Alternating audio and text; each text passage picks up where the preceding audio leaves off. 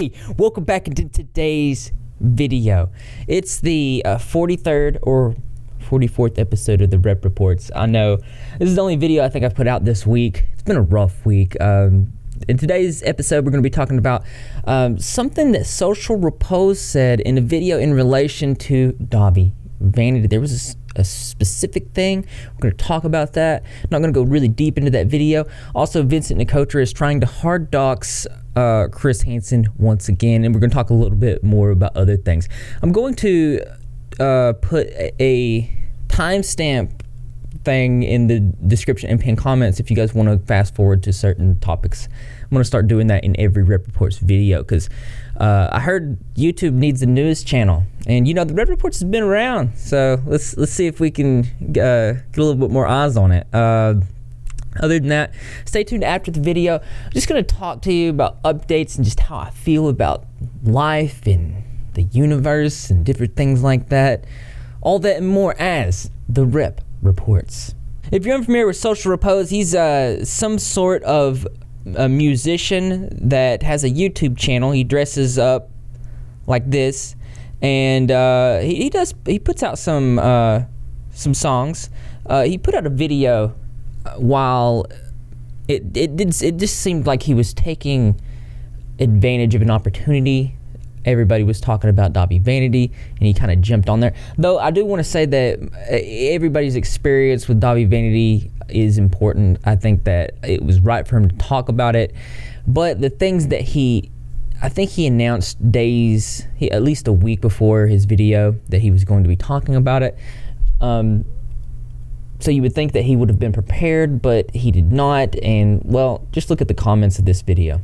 The video is called Truth About Dahvie Vanity. I toured with blood on the dance floor.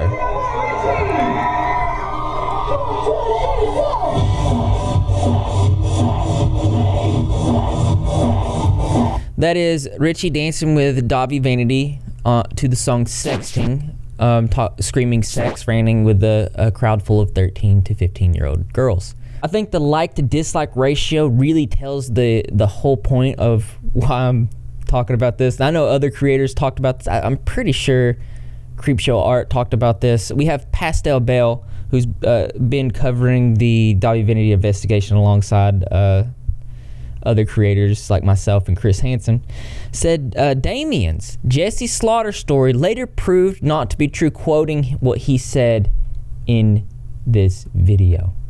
Can't make this up. She says, "Where have you been for the past few months? Like, did you literally not do any research on this topic before making this video?" I'm pretty sure that's what people were upset about. I even commented on this somewheres. I know I did. Oh, there it is. I'm just getting to this, but I agree so hard. It is infuriating that this guy would just chime in with absolutely nothing to add but to discredit a survivor. Now let's play that clip. And evidence and receipts showing that Dahvie was a creep to them when they were well underage. We're talking 11, 12, 13, 14 years old. I mean, the famous case of Jessi Slaughter, which you can look up, she was 11. And while that proved not to be true, he was still a creep to her. And it just seems like anyone that will give him attention, he will hit on them. He will try and sleep with them. Does not matter the age. He just does not care because he's never been caught. Let's look at a couple more comments in this video to see why people are angry. Small tip, don't laugh when talking about survivors. It's not a good look. Can you please retract your statement saying that the Jessi Slaughter case was false? It was proven to be true, and it's disrespectful to that then 11-year-old girl who was severely mentally, sexually, and emotionally abused by him. Jessi Slaughter was 10. It wasn't false.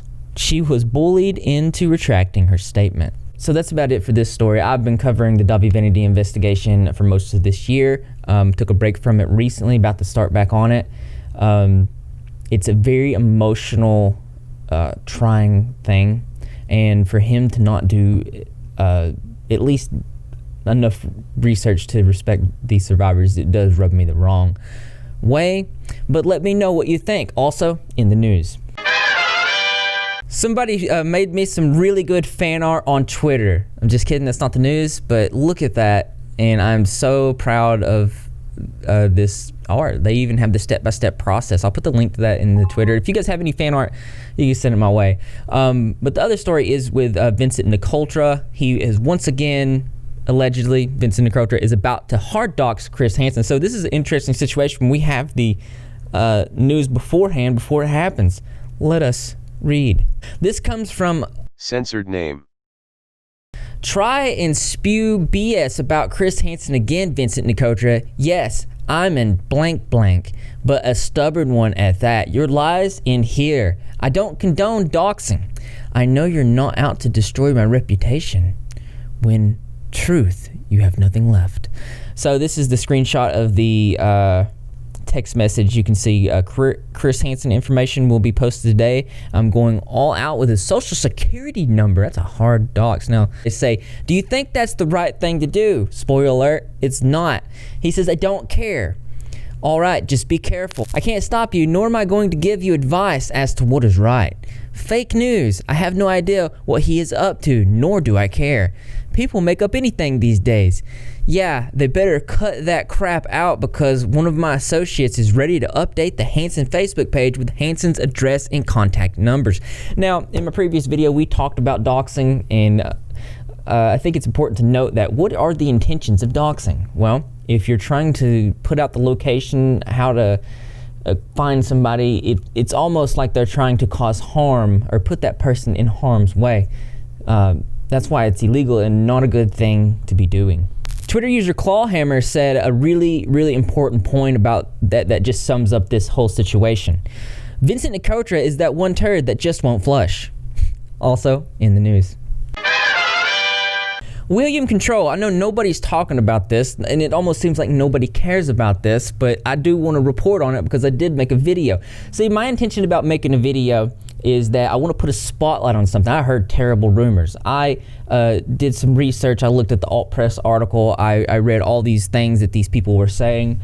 And then I watched all William Control's videos that I got to add that had evidence debunking all those stories in the alt press article. And so my mind was like, well, if there's any truth to this, I need to talk about it on this channel so I can put a spotlight on it, because in what happened when I talked about my first video to do with Dahvie Vanity, I had hundreds of survivors with stories that just reached out to me. And when I made my story about William Control, that didn't happen. It just didn't. So I'm putting two and two together here, and then all of a sudden I find out that the alt press took down their article. And I tweeted and saying, the alt press article about William Control was taken down quietly the other day. They put a spotlight on heavy allegations, and if they turned out to be even the slightest bit incorrect or non-factual, then I feel there should be some kind of public statement. Thoughts? For the most part, you guys agreed. One Twitter user said, did they really think no one would notice that they took it down? It's going to make people look at them and wonder what they're hiding. They should just explain why they did this. And I said, exactly. Another Twitter user saying William himself was friends with the writers. They crapped on him, posted the article anyway without speaking to him.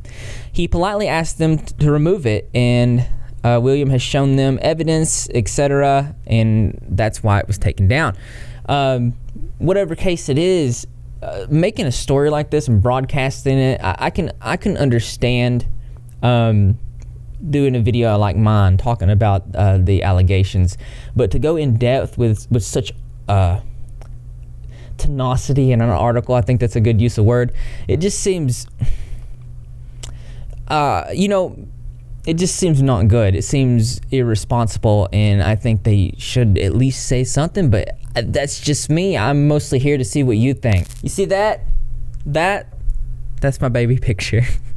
So I guess that's going to be it for today's news. It wasn't super loaded, but it just feels real weird for me to get back into the swing of things. I haven't even been away that long, but the Dahvie Vanity investigation did take a toll on my mental health, so I took a step back from it. Did another video which turned out to be stressful in itself and ended up in my harassment online, which was crazy. Ended up getting having to make a police report, and that's why I wasn't able to make content for the most part this week. So I for the most part got that figured out. you know what I'm gonna do? I'm gonna make a new merch piece this week, so look forward to that. I feel like there's more for me to say.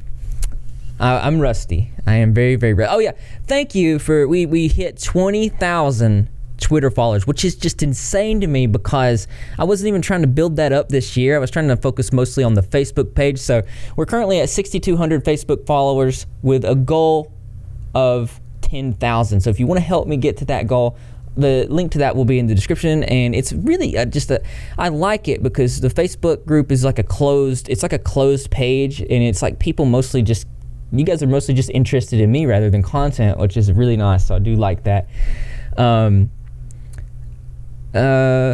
Is there I feel like there's something else. Oh yeah, if you want to follow the Twitter, it's one of the best ways to keep up to date with the news on the channel and things like that. Other than that, I guess it's time for me to say thank you to my patrons.